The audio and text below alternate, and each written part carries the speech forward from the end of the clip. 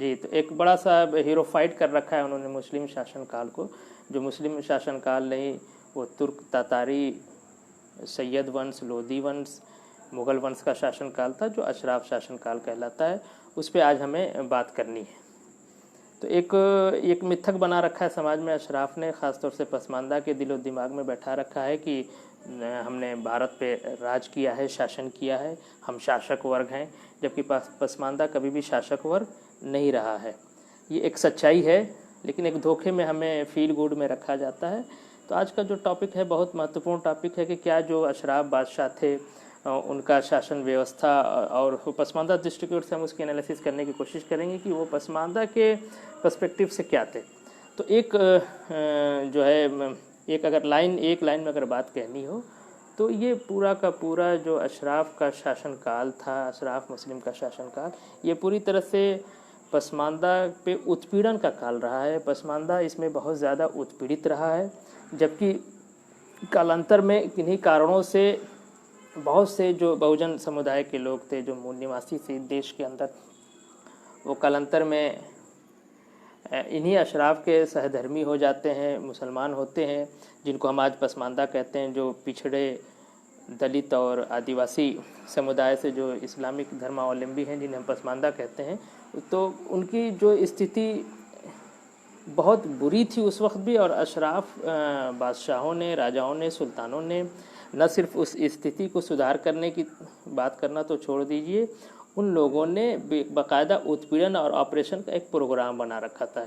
Even हम अगर बात करें तो चाहे मुग़ल पीरियड की हो, चाहे सल्तनत काल की बात हो, आप देखें कुतुबुद्दीन ऐबक से ये इस देश के अंदर जो वो वाह आक्रांताओं का एक शासन शुरू होता है, वो इल्तुतमिश का दौर आता है, अल्तमश जिसे कह लीजिए। तो अल्तमश, फिर बलबन, फिर आप देखेंगे कि जो है सैयद वंश, लोदी वंश, तुगलक वंश, फिर सैयद वंश, लोदी वंश, फिर मुग़ल वंश। तो जहाँ तक अल्तमश की बात है, अल्तमश और उसका जो शासन में वो उसका था, वो बिल्कुल पसमानदा विरोधी था। और ख़ास तौर से उस वक्त की किताबों में जो अशराफ इतिहासकार रहे हैं, बर्नी रहे हैं, और भी जो दूसरे लोग रहे हैं, उन्होंने साफ लिखा है, और उनका लिखने से बड़ा अच्छा उसमें जात का जिक्र वो ज़रूर करते हैं। आज भी अशराफ की जो स्टाइल है लिखने की, वो एक सवाने उम्री भी अगर किसी की जीवनी भी लिखते हैं तो उसमें सबसे पहले वो अशराफ उस व्यक्ति के जात के बारे में ज़रूर लिखते हैं कि उसकी नस्ल क्या थी और कैसे थी। तो उस वक्त के जो अशराफ साहित्यकारों ने बहुत खुल के लिखा है। वो नीच जाति कहते हैं, बदअसल कहते हैं, बुरा असल कहते हैं, मूल, जिसका मूल बड़ा बुरा हो, यानी वो नीच, कमीन, रजील, इस तरह के अल्फाज इस्तेमाल करके खुलेआम उस बात को लिखते हैं। तो अल्तमस इतनी घृणा करता था, अल्तमस बलबन के मामले में आया है कि वो नीच जातियों से, पसमानदा से, चाहे वो बहुजन हो या उनका सहधर्मी पसमानदा हो, बिल्कुल घृणा करते थे, और किसी तरह से शासन प्रशासन में उनकी किसी तरह की भागीदारी को नहीं आगे आने देते थे। अगर किसी कारणों से कोई इतना काबिल था और वो जो है किसी वजह से वो आ गया है उसके अंदर, तो जैसे ही पता चलता था तो उसको बेइज्जत करके, उसको बहुत बुरे अल्फाज से और उसको जलील करके उसको राज्य से बाहर कर दिया जाता था, उसको सज़ा दी जाती थी। और ये किताबों में है, बिल्कुल मैं जो बात कह रहा हूँ उसके सारे रेफरेंस मिल जाएंगे। प्रोफेसर मसूद आलम फलाई की किताब जो हिंदुस्तान में ज़ात पात और मुसलमान, और एक और बड़ी किताब है कंप्रहेंशन ऑफ इंडियन हिस्ट्री करके, comprehension of history of India करके किताब है, उसमें भी आप इस सब चीज़ों मिल जाएंगी। तो जिसको रेफरेंस की ज़रूरत है वो रेफरेंस भी दिया जा सकता है। तो एक निकाबत, इन लोगों ने एक डिपार्टमेंट बना रखा था। निकाबत डिपार्टमेंट का काम ही यही था कि वो जो शासन प्रशासन में जो लोग आए हैं उनकी जातियों का पता करना कि वो किस जाति से हैं, और इसका देख रेख करना। या जो न्यू रिक्रूटमेंट होता था तो पहले उसकी जाति देखी जाती थी कि वो किस जाति से है, वो नीच जाति से तो नहीं है, कमीन जाति से तो नहीं है। तो ऐसे एक पूरा सिस्टम बना निकाबत। अब तो इंडिया में नहीं, लेकिन आज भी देखिए सद्दाम हुसैन के ज़माने में निकाबत डिपार्टमेंट आज भी इराक़ में वहाँ था। तो सद्दाम हुसैन ने उससे सर्टिफिकेट लिया सैयद का, हालांकि वो सैयद नहीं था, लेकिन उन्होंने, चूँकि इस्लाम धर्म में और मुसलमानों में मान्यता है कि सैयद उच्च वर्ग होता है, तो उस उच्च वर्ग के लिए उसने जो है वहाँ से सर्टिफिकेट लिया। तो निकाबत डिपार्टमेंट जो इराक़ का था उसने सद्दाम हुसैन को सर्टिफिकेट दिया कि नहीं भाई साहब आप सैयद हैं। तो निकाबत डिपार्टमेंट उस वक्त सल्तनत काल में चलता था और ये इल्तुतमिश के ज़माने में, अल्तमश के ज़माने में 33 लोगों को जो शासन प्रशासन में उच्च पदधारी थे, उच्च पद पे थे, उनको इन लोगों ने बाहर निकाल कर दिया। और बलबन के बारे में तो ये है कि बलबन इतना ज़्यादा मतलब पसमानदा से घृणा करता था कि उसने कहा था कि मैं जब किसी नीच जाति को देखता हूँ तो उसमें मेरा खून खौलने लगता है। तो इस तरह की बात देखना। रजिया सुल्तान जो इल्तुतमिश की बेटी थी, उसका एक तो औरत होने की वजह से उसका डिस्क्रिमिनेशन था ही, लेकिन फिर भी जैसे तैसे अशराफ ने उसे कबूल कर लिया। जो उमरा थे, उमरा कहलाते थे उस वक्त जो शासक वर्ग का जो क्रीम एलीट पैनल था उनका। लेकिन जैसे वो एक ग़ुलाम को बहुत बड़ा ओहदा देती है तो उसको इस बात को बिल्कुल नाकाबिले बर्दाश्त किया जाता है और सारे लोग मिलके उस पर चढ़ाई कर देते हैं और वो मारी जाती है। तो ये तो कहने का मतलब कि जाति जो है उनके नज़दीक, ये जो अशराफ बादशाहों का, सुल्तानों का जो एक शासन है जिससे पसमानदा अपने को बड़ा जज्बात जुड़े रहता है कि हम इस देश के शासन के, लाल किला हमारा, ये ताजमहल हमारा है, ऐसा कुछ नहीं है। ताजमहल में हमारे आबा अजदाद मजदूर रहे होंगे, ये हो सकता है, लेकिन ताजमहल हमारा नहीं है। किसी तरह कोई जज्बाती बात जोड़ने की ज़रूरत नहीं है। तो ये आज हम बात इसीलिए कर रहे हैं कि ताकि उस कुछ मोटी मोटी चीज़ें मैं आपको बताता चलूँ ताकि ये बात समझ में आ जाए कि ये अशराफ मुस्लिम बादशाह हमारे ऑपरेसर थे उस वक्त भी, और आज भी इनके पास जितनी सलाहियत है, ताकत है, इससे हमारा दोहन करते हमें ग़ुलाम बना के रखें ताकि हमारा डिस्कोर्स बाहर ना जा सके। बहरहाल मुग़लों का जब दौर आता है तो मुग़ल बादशाहों में आप देखेंगे कि अकबर, जिसको बड़ा अशराफ ने, चाहे वो लिबरल अशराफ रहा हो चाहे धार्मिक कट्टर अशराफ रहा, जो धार्मिक कट्टर अशराफ भी रहा है, जो अकबर की बड़ी आलोचना करता है, वो भी कहीं ना कहीं दबे छुपे तौर पे अकबर के और भी गुणों को लेके वो उसको हाईलाइट करता है, इसीलिए अकबर महान बने हुए हैं। अकबर ने बाकायदा एक जियो निकाला था, गवर्नमेंट का ऑर्डर निकाला था कि मछुआरे और कसाई, जो बूचर बिरादरी थी, जो जाति थी, जो मीट का कारोबार करते थे, उनको ये बिल्कुल गवर्नमेंट का ऑर्डर निकाला था कि ये बस्ती में नहीं रहेंगे, बस्ती से दूर इनको बसाया जाए। तो मछुआरे और कसाईयों को बस्ती से दूर, और सिर्फ यही इनको नहीं दूर बसाया गया, और ये भी उस ऑर्डर में था कि अगर कोई भी जो इनसे मिलना जुलना रखेगा, इनसे लेन देन रखेगा, तो उसके ऊपर भी चार्ज लगाया जाएगा, यानी टैक्स लगाया जाएगा, और ये चार्जेबल पनिशमेंट था। यानी एक तो उनको बस्ती से बाहर कर दिया, दूसरा जो है उनके मेल जोल को बिल्कुल अछूत वाली सिस्टम एक बड़ा होता है कि नहीं, आप कैसे कहेंगे कि पसमानदा अछूत होता है। आज भी छुआछूत आज भी विद्यमान है, ये अकबर के ज़माने की बात है। आज भी आप समाज में चलेंगे फिरेंगे तो आपको ये बात समझ में आ जाएगी कि जो है अकबर जो है। एक चीज़ और है, उस अकबर के ज़माने में आईन अकबरी में साफ लिखा हुआ है कि सज़ाएं भी जो है जाति देख के होती थी।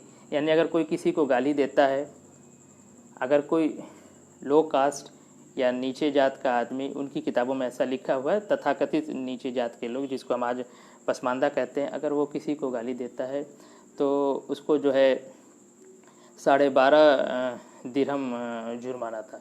लेकिन अगर कोई इक्वल स्टेटस का एक दूसरे को गाली देता है तो उसका आधा जुर्माना लिया जाता है। लेकिन एक और इसमें एक लाइन और है कि अगर कोई उच्च वर्ग किसी निम्न वर्ग को अगर गाली देता है तो उच्च वर्ग से उसका भी आधा लिया जाएगा, यानी उसका 1/4 हो जाएगा। जो एक लोअर कास्ट का आदमी, एक नीच वर्ग का आदमी जब किसी उच्च वर्ग के आदमी को गाली देता है तो अगर वो 12.5 दिरहम देता है, अगर इसी की वैसी वर्षा हो जाए, उल्टा हो जाए, अगर उच्च वर्ग का आदमी निम्न वर्ग की गाली दे तो उसको जो है उसका 1/4 यानी 4 रुपये की जगह 1 रुपये देना है।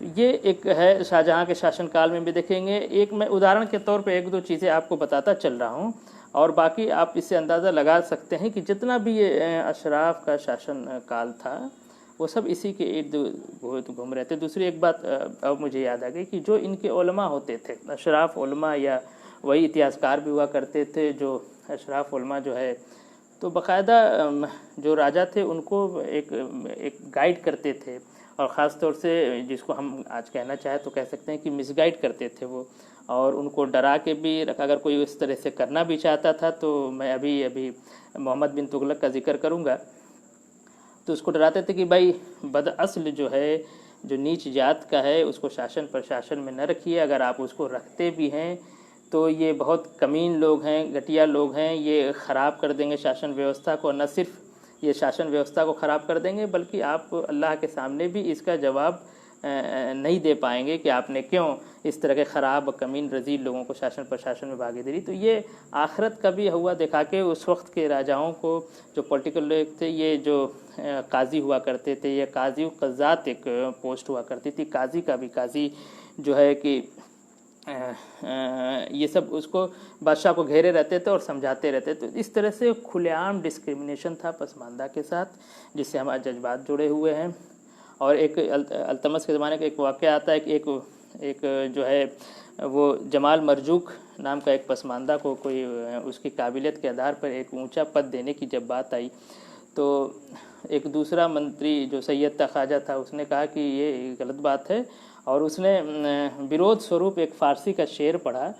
और फ़ारसी का शेर का मैं हिंदी अनुवाद आपको बताता हूँ कि नीच के हाथ में कलम न दो, अगर उसके अंदर साहस आ गया तो वो खाने काबा में जो पत्थर लगा है वो उसको इस्तिंजे का ढेला बना लेगा।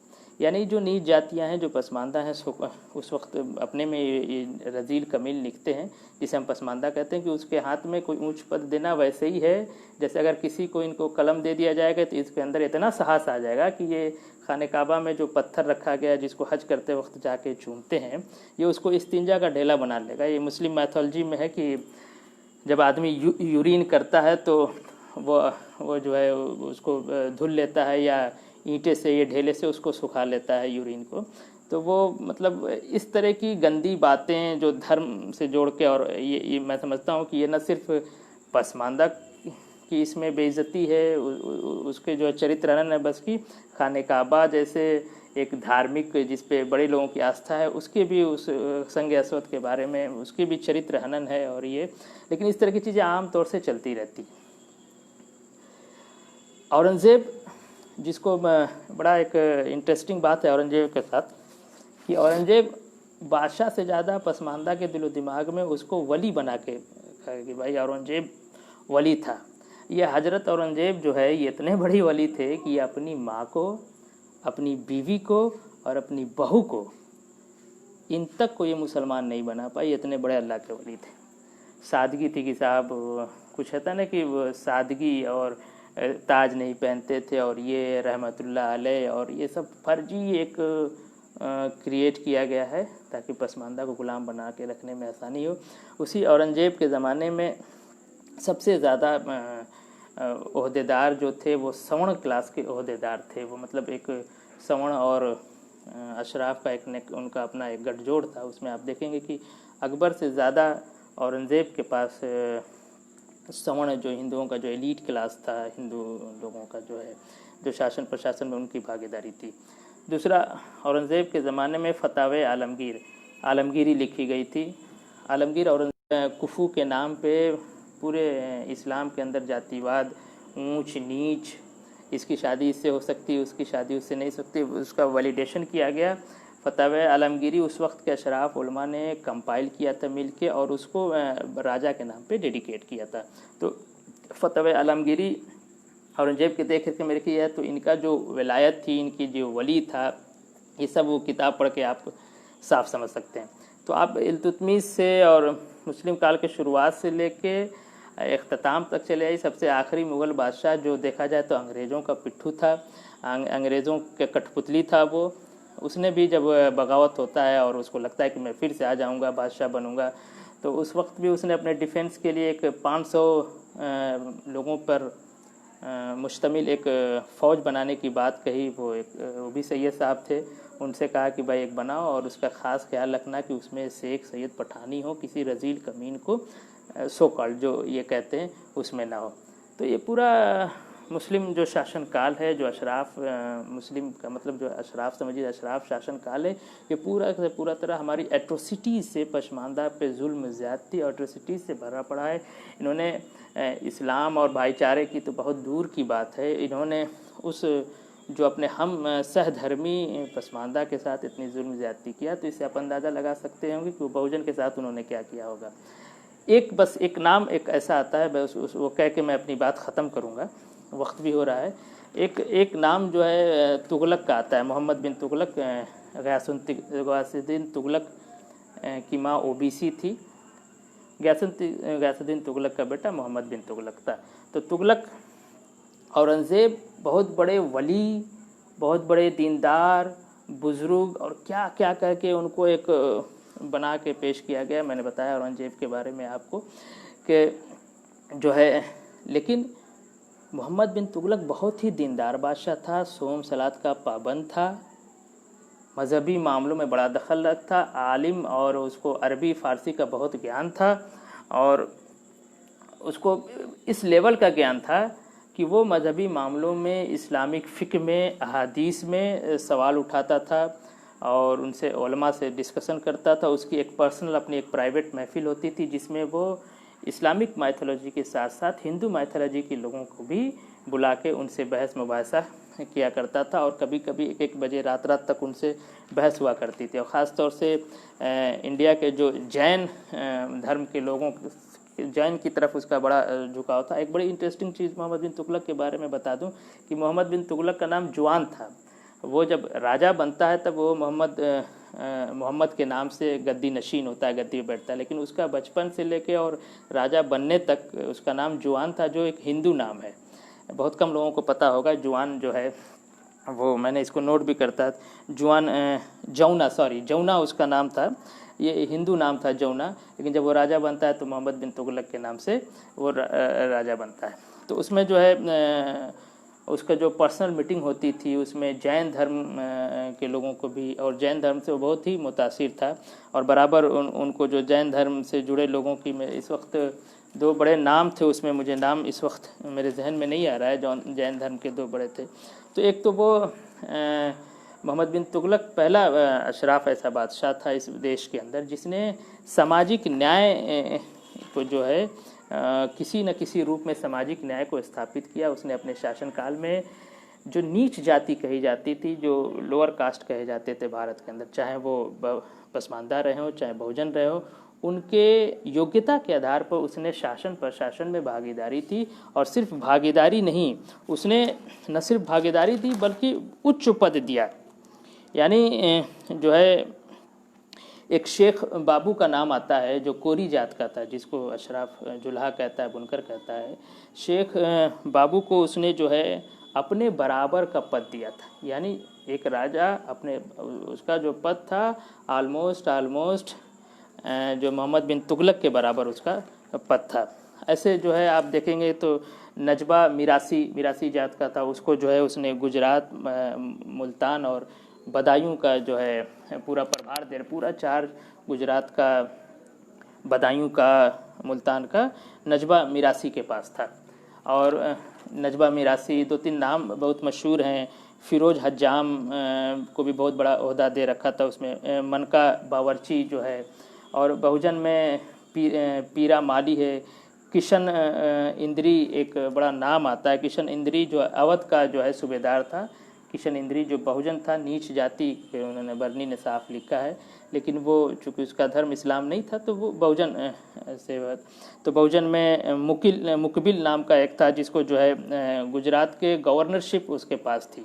और ऐसे साईं राज और धारा, बहुत से ऐसे आपको नाम मिलेंगे। लद्दा बागबान का नाम आता है, मसूद खुमार का नाम आता है, यूसुफ बोगरा का नाम आता है।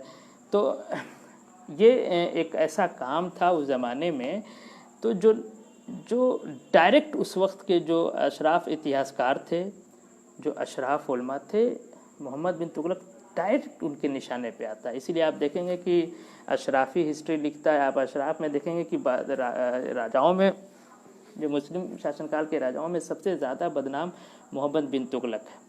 तीन बड़ी वजह जो मैं समझ पाया हूँ उसकी।